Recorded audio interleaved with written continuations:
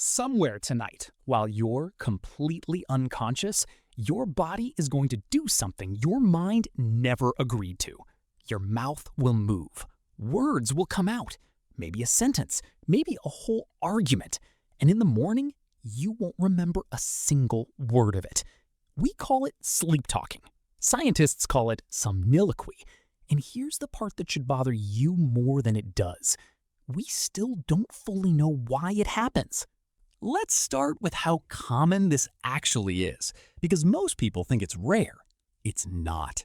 Studies estimate that more than half of children talk in their sleep regularly, and around 1 in 20 adults still do it most nights. Almost everyone has done it at least once.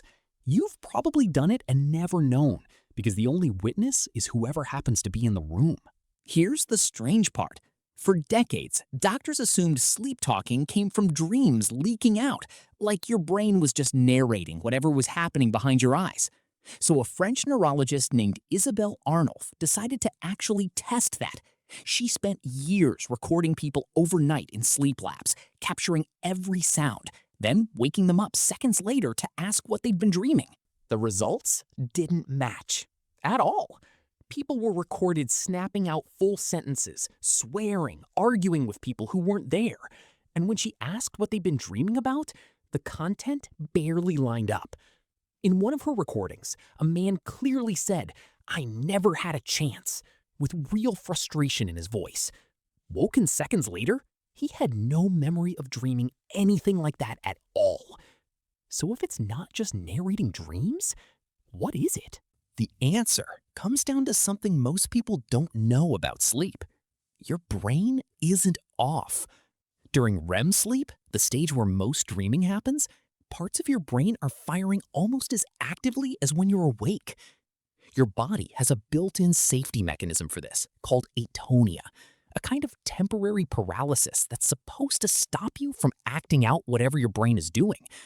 But that system isn't perfect. It's not all or nothing. Sometimes a signal slips past the block, a word forms, a sentence escapes, and your mouth, which doesn't require the rest of you to be conscious, just says it. Here's what's even stranger. Arnold's recordings found that sleep talkers swear significantly more than they do while awake. Words like negations, no, don't, stop, showed up constantly. Entire conversations played out with people who existed only in that sleeping brain. Some people sang. Some people laughed at jokes nobody else heard. And the reason you never remember any of it isn't because your brain is hiding it from you. It's because the regions responsible for laying down memories are some of the least active during deep and REM sleep. So even a full conversation, even something funny enough that it would have made a great story, it isn't suppressed. It's never even recorded in the first place. It's gone the instant it happens. For most people, that's the whole story. Harmless, a quirk passed down through families. Researchers have found it runs in twins and siblings far more than chance would predict, suggesting there's a genetic piece to this nobody's fully mapped yet. But here's the part that gets less attention. In rarer cases, frequent and aggressive sleep talking shows up alongside something called REM sleep behavior disorder, where that atonia system fails more seriously, and people don't just talk, they physically act out their dreams. And in a finding that took neurologists by surprise, this disorder has turned out to be one of the earliest warning signs of Parkinson's disease, sometimes showing up over a decade before any other symptom appears. A sleeping brain, in some cases, is quietly telling on itself years before the waking brain shows anything wrong. So most of the time, sleep talking means nothing at all. It's just a glitch, a word slipping through a gate that's almost but not quite fully closed.